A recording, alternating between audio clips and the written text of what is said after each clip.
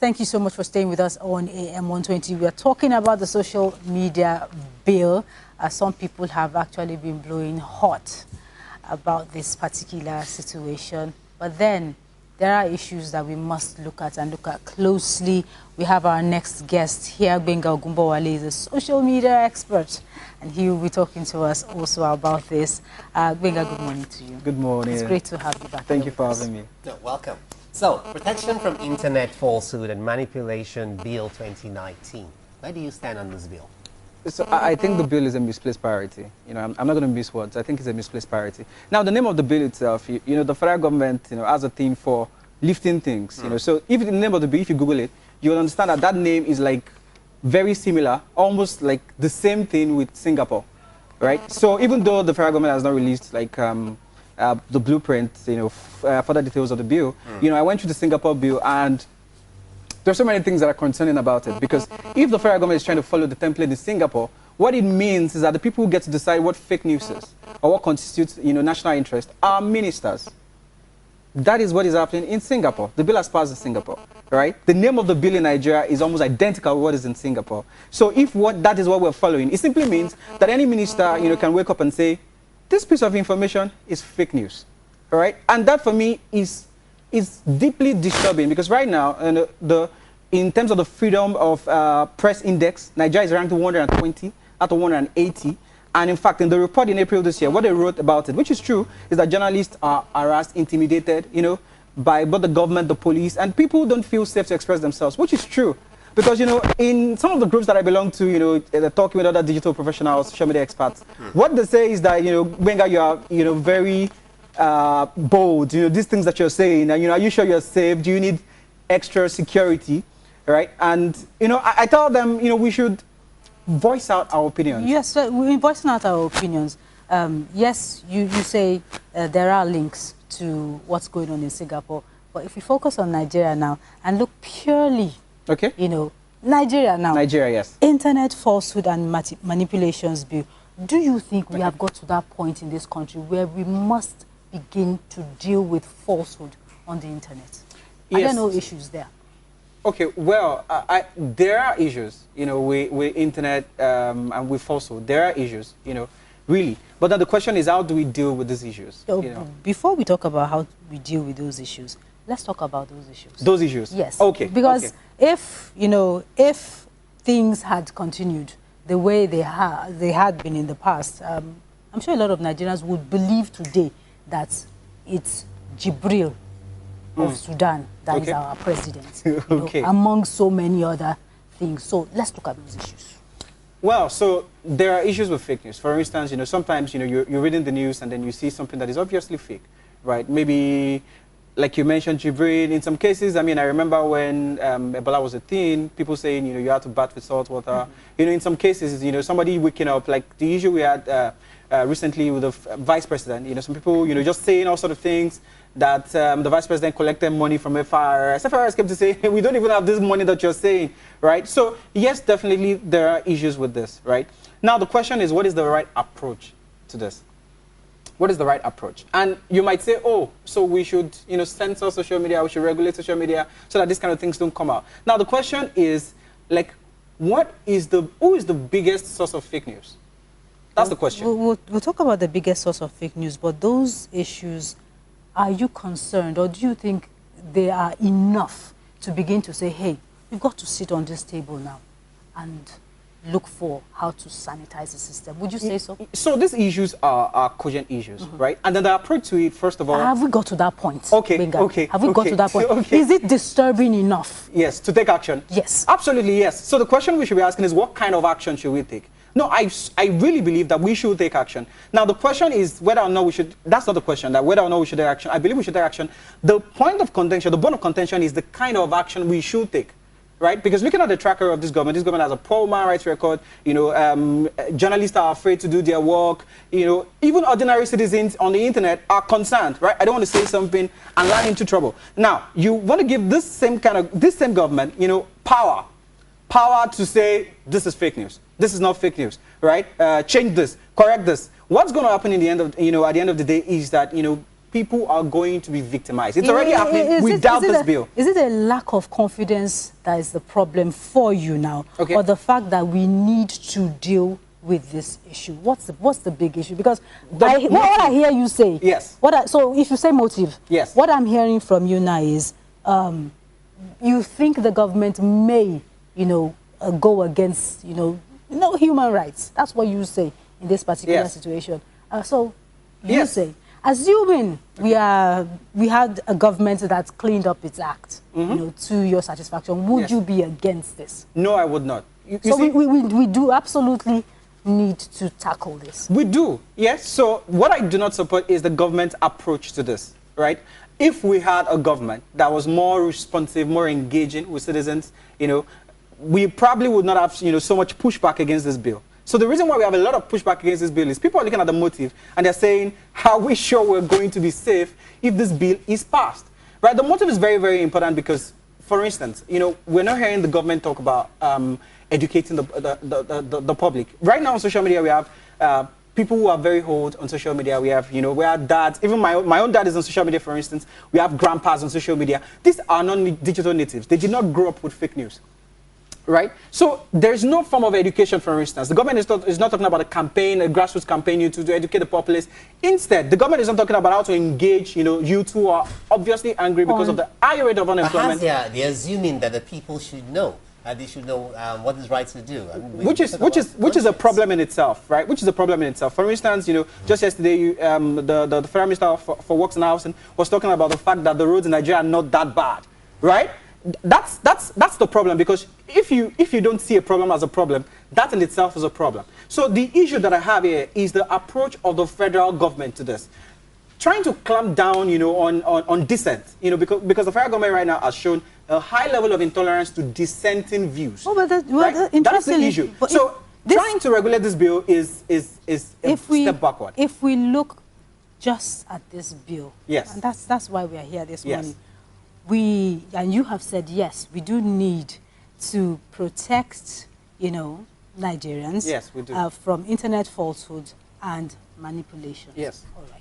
So how do you think we should be dealing with falsehood on the internet and manipulations that we see? And we have lots of them. We know that you are very much aware of this. Yes, absolutely. So I'll give an example, for instance, about how the European Union, is dealing with this issue. So in 2016, the European Union basically was at a crossroads, just like this, about having this debate. And the EU felt that, if we censor, if we regulate social media, what would happen essentially is that people would become, very extremely cautious about what they post, right? And there's a big issue with extreme caution.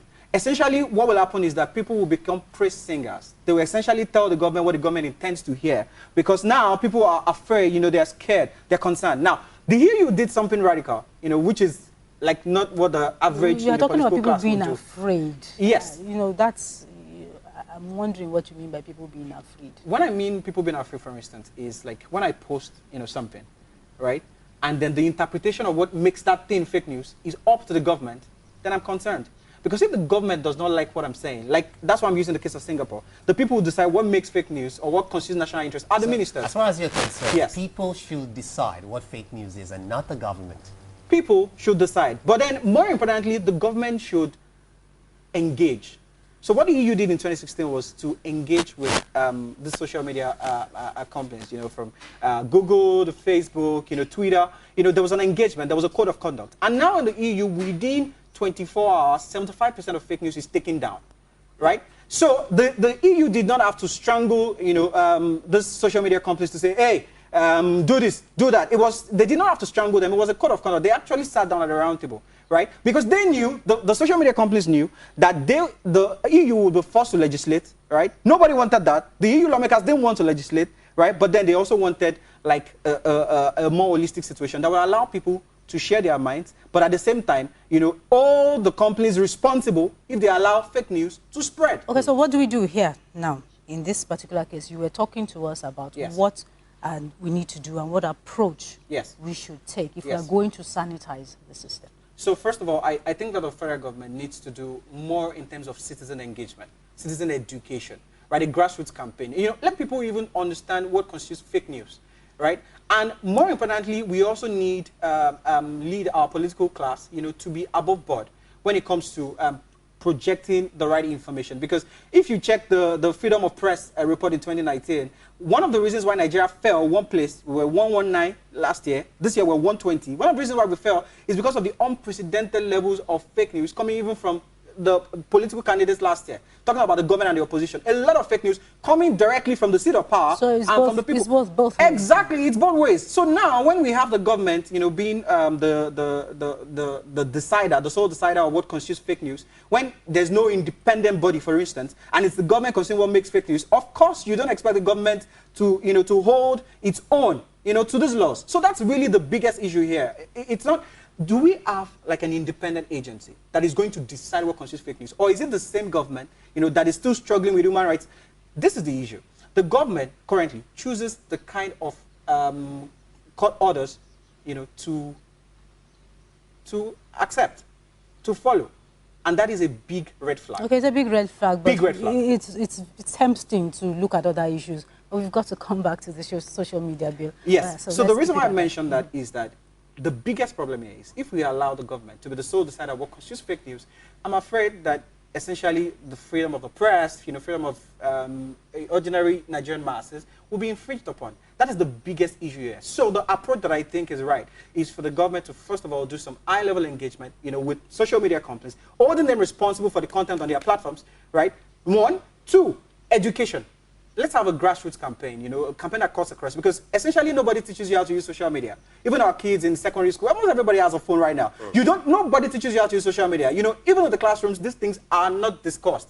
Nobody teaches you how to use social media. We can have some form of engagement, and there's a high level of unemployment. So you can think about what would happen if the government decides to do, some form of, grassroots campaign, national campaign around that. It would even provide jobs, right? So in a way, the government could even provide more jobs solving this problem rather than, trying to gag people from talking. Now, it is one thing to create policies and legislations to check the social media, and even the internet now in this case. But one wonders, do we actually have what it takes as a country, looking at our technological development, everything, to actually police the internet? Well, the answer to that is yes and no. No, because in terms of our sophistication, technology-wise, we're still, growing. We're still in the nascent stages. But yes, because we have the EFCC and the police sometimes, when they really want to do their job, they can really go all the way. So the Nigerian police, yes, So, go on. Yes. So when they really, want to do their jobs, Nigerian police can be phenomenal, with that and tracking. And especially the EFCC, we've seen reports where they've collaborated with the FBI and they've really done, investigations and they've, really made headway with it. However, on the scale of this bill, it is difficult to really police the internet, as it were, because the internet is very, very broad. And this bill, if we were to follow the Singapore templates, we're talking about monitoring charts, charts, public forums. It's really huge. Which we are not sure that is we're not sure yet, because we're not seeing the details. Context. We're not sure yet. What I've done, is to study Singapore, because the name of the bill, if you Google the name of the bill, the first thing that will come out is Singapore. So it's looking like the federal government is tending towards that. Perhaps. But we're not sure yet. Yes, we don't have the details okay. yet. So but even then, do you think that also, don't you also feel that an individual who sits down, manipulates a video or a picture or text just to give false information, wouldn't you agree that that person needs to be apprehended and punished? Well, yes. To curb. Well, yes, to curb that. Action. I agree, that there needs to be some form of, deterrent to that. I agree. But what I also think is that it's very important how, these laws are made. It's very, very important. It's important how the laws are made. It's important how the laws are made. Yes. But, we are very much concerned that this is out there. We have people actually made invitation cards for the president of a country. Okay, so there you see things like that happen, and there has to be somebody that we can point to and say, you sat down and designed this and put it out there, and it was shared so many times. Shouldn't that individual or others who engage in that also be dealt? So that goes back to my point about when I asked the question, who decides what is fake news? If we concentrate so much power in the hands of the government, and the government is the sole decider what constitutes fake news, then we have a big issue. Well, then sometimes some will say you know, in a lot of issues, common sense comes into play here. You know that you are pushing out information that is false. No, that's another point, because sometimes you really may not know. You see, fake news... The person that came up with that card was very sure. Oh, that's the person that came up with it, but he had so many enablers. The source, anyway. The source, yeah, but he had so many enablers. You see, fake news cannot spread without help. And essentially, fake news has become so sophisticated to detect. Sometimes, you know, you literally have to check the website, the link of the website multiple times to be sure that, oh, this is, I'm going to BCOS.tv, but then I'm seeing like double V. If you're really not a sophisticated internet user, it might be difficult. And then the website will look exactly like BCOS TV. It will look like your website, right? So it's gotten sophisticated. So it's not just the source. We're talking about spreading, and that is why I use this video as an example, right? Spreading fake news. If you can restrict the spread of fake news, even the people coming up with fake news will be discouraged. So that is looking at this problem at a higher level. You see, because it thrives on the basis of spreading. Thank you very much. What makes fake news so difficult, so deadly is the spread. It's spreading news like a virus, right? It has no power if it does not spread. So if you're only looking at, you know, tackling the source of fake news and looking at, you know, putting a hammer on free speech, it's not a sustainable solution. What do you mean by putting a hammer on free speech? You see, putting a hammer on free speech is simply making it difficult for citizens to give dissenting views, right? You see, there's a difference between parody, satire, you know, opinion, and my biggest concern is that these lines may be blurred, right? For instance, people should be able to write, you know, critical opinion pieces about the government, about what they don't like, and they should be able to work freely. I shouldn't have to watch my back and say, oh, you know. Yeah, but we're talking about fake news. We're talking about hate speech, for instance. We're talking about it. So and we have seen the effects. Hate speech, and these lines can be blurred. So what I'm saying is that the government needs to approach this from a higher level. It should not be, let's legislate. That should not be the first thing, right? Can we engage? Can we engage with citizens? Can we have, you know, information, right? Can we have education, right? Gbenga, we'll be back in just a bit. Do stay with us. It's time for a break. All right, thank you so very much for staying with us. It's still AM120. We have a social media expert here, Mr. Gbenga Ogunbowale. He's been talking to us about the social media bill. All right, Gbenga, you were talking about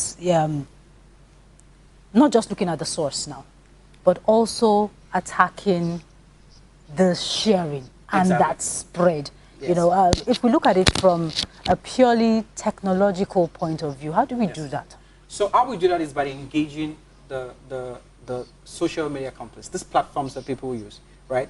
You know, because from the feelers that I've gotten, you know, from tracking the speeches of the ministers, you know, government people, functionaries talking about this bill, I don't hear that. What I just hear is we're going to legislate. You know, we need to bring people who spread first news. We need to bring out the book. Nobody's talking about high-level engagement. We need to hold these platforms responsible. Perhaps those who are actually talking about this bill or trying to legislate on it don't really understand what it entails as well. Well, I mean, that's another point, right? But then, of course, you know, in the process of passing the bill, we expect, you know, public hearings, right? And of course, I expect NGOs, civil society organizations, you know, to rise up and share their views and opinions about this. So that's really where, you know, this is a little bit dicey. Okay, so if we listen to the sponsor of this bill, Senator Mohammed Bala, part of what he says is that apart from, you know, 150,000 naira fine or 3 years imprisonment. He says if it's a corporate organization that refuses to block that false information, and this comes to the sharing that you're talking about, despite the fact that they have been alerted by authorities not to disseminate that information for public interest, and they still go ahead to do it, refusing to do that, blockage will be penalized between 5 million naira to 10 million naira for those organizations. Isn't that striking at the heart of what you were talking about? Yes. So what I think is, for instance, that this should be more of the focus of the bill. This is the sponsor of the bill talking about this bill. Yes. So this should be more emphasized rather than going after people. Because my biggest concern here is trust. And trust is earned. It's trust. Trust is earned. If we're not confident that this law will not be twisted to go after political opponents and dissenting views, right, then we really have no problem with the law, right? But the biggest concern is, are we sure that the government is not going to twist these laws to go after political opponents? Well, that's subjective. That's subjective. No, the reason why it's not totally subjective is that, you see, the best way to predict the future is to look at the past. Let's look at the past actions of the government, right? And let's look at what has happened in cases of people writing, you know, critical opinions, dissenting views. What has happened to them in the past? That's how you really can look at the future and say, oh, so based on what the government has done in the past, we can say, oh, this is what the government will do in the future. That's really where the concern is coming from. If we have a more responsive government, you know, that obeys court orders, that tries to oppose the rule of law as much as possible, we will have less pushback against this bill. Okay, so the reason why this pushback is coming... That tries to uphold, you mean? Yes, that tries to uphold. Right. So the reason why there's this pushback is because of the track record of the government. Now, one wonders really, when you look at you are an expert in this field, and you look at this situation, I'm sure you're very, very well familiar with the VPN network. Yes. You talk about even the dark web. Yes. These are deep areas of the internet where a lot of people don't even go to, don't even know exist. Yeah. Now, are you thinking, I'm thinking, are we not just doing this thing just for fun? Can we actually probe and stop this fake news when you consider the fact that there are places even experts have difficulty dealing with these situations? Well, yes. So thank you for bringing up the VPN. So for instance, in China, where you have a lot of regulations, essentially, and some sites even blocked, outrightly blocked. So you have people using VPN to avoid. Yes, to bypass the government firewall. There's something called the Great Firewall of China.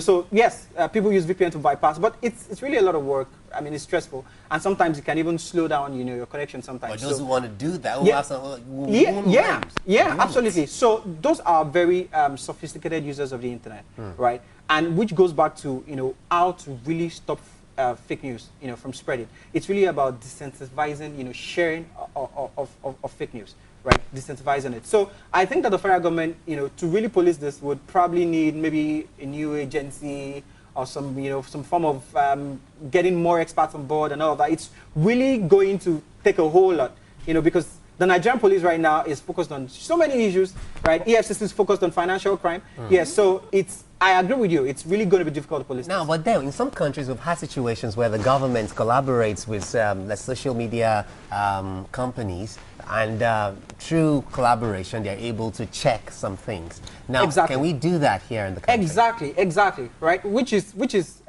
what we should be talking more about, because that's a more sustainable, it's a more scalable solution. Right? It's more sustainable, it's more long-term, it's more scalable. The thing is that, I would be less incentivized to share fake news if I know it's not going to go viral. People who share fake news, are banking on the fact that I'm sharing this disinformation and Twitter is going to take it to the next level, right? People are going to, right? That is part of the motivation. So if that motivation is taken away, if I know that if I cook up something fake and it's not going to go far, it's not going to go beyond my doorstep, I will most likely think twice next time before I share it. But then at the level at which we're looking at it, don't you think that these organizations as well will be concerned for their own profits? Seeing that some people use those platforms because they think, okay, whatever I say here is encrypted, it's mine, nobody else has access to it. Yeah.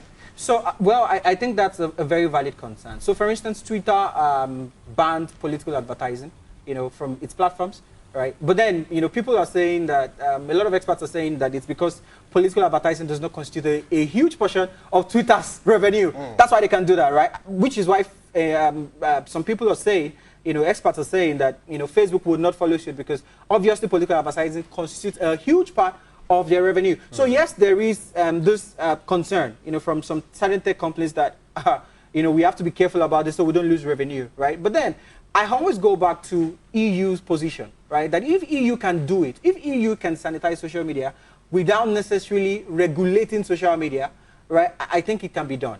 Well, I think this can be done. We cannot look past the Facebook, Cambridge Analytica, and elections issue and the fear, if you can use the word fear, that election manipulation could come into play, mind games could also be played there. Are we not at that point where we are supposed to say, okay, let's do something about this? How do we handle such a situation? Yes, so, election interference is really huge. The Facebook Cambridge Analytica scandal, I watched the documentary, very concerning, it's really huge. And, I think that, yes, these companies should be held responsible, for the platforms, the things that they do. And more importantly, you know, it's also about targeting. You see, fake news, a lot of times, you know, it gets shared. It's not so targeted. But when you're talking about political advertising, that's even deeper. Because now you can target people by demographics, by age, by sex, you know, by the color of your lipstick, for instance. I mean, things that are, because Facebook knows a lot about you. Google, for instance, knows a lot about you. When you need something, you go to Google to type it in. So Google absolutely has a very good idea about what you need, you know. And Facebook, for instance, the things that you don't even know you need, Facebook brings it up to you because it has a lot of information about you. So that is, I still go back to Europe again. You know, Europe did this GDPR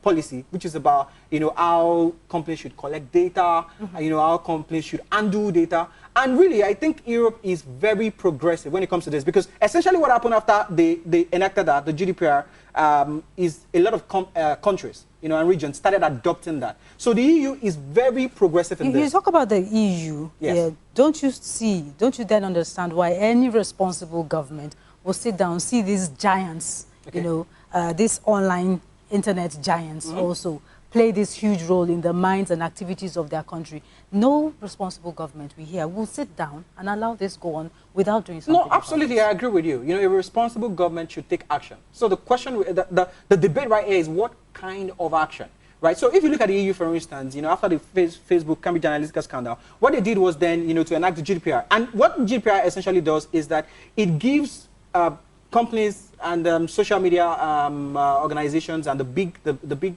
guns, it gives them strict laws on how to undo data, because Facebook and Google cannot target you. Laws, you say? Yes, right, laws, yes. So they should be in place. So the laws, for instance, are targeting how data is handled in this case, right? And ensuring strict compliance with how data is handled. For instance, if you visit a website, you see sometimes they'll bring up cookies, you know, asking you, do you accept, do you not accept? All of that happened after the GDPR. Okay. The GDPR, right? So very strict laws on how to undo data, because essentially Facebook and Google cannot target you if you do not give them permission. But in the past, there's really been no express permission given by the user. Okay. You know, all of sites. Exactly. All right, exactly. We'll talk about, you know, how people can, you know, handle all of these issues. But then we're looking at engagement. We're looking at this debate. The National Assembly is still on this. It's just past the first reading. What would you, in terms of content now, what would you want to see here? If it's going to be, I'm talking about the bill, yes. If it's going to be something that you feel, all right, this will do us good as a nation. Okay. So if this bill were to pass, what I would want to see is very critical, very embedded in the bill is who decides what constitutes fake news. If the government is the sole decision maker of what constitutes fake news, then we have a big problem. We have a big problem, because the government itself, you know, is grappling with human rights. The human rights record of the government is low, press of freedom low, we're ranked 120. So the government, in this case, cannot be the sole decider of what constitutes fake news and hate speech. All right. That is my biggest concern. So if this bill is going to pass, I think we need, you know, the government cannot be the judge and the jury in this case, right? So for me, if this bill is going to pass, there has to be like a clearly spelled out clause, you know, talking about what constitutes fake news, what constitutes hate speech, and who decides, who gets to decide, right? That's like my biggest concern. Well, I need to talk to experts. Even when you have that, yes, one will have to look at it. There is a possibility that it will become BCOS, because they say, okay, this is fake news, and you say, well, this is what constitutes fake news. Is there a possibility that some write-ups or some posts actually fall within that category, and some will still go through it? Well, and because we should always remember that these are the loopholes that lawyers and other people exploit when it comes to litigations. Very, very true. Very, very true. So if this bill has to pass, you know, it has to be as much as possible clear, right? And then the who constitutes fake news for me, I think, is like the biggest piece of this puzzle, right? Because if it's still the government that says this is fake news, this is hate speech, then the government can easily weaponize this law, you know, weaponize it and use it against political opponents. Isn't it already weaponized as we speak?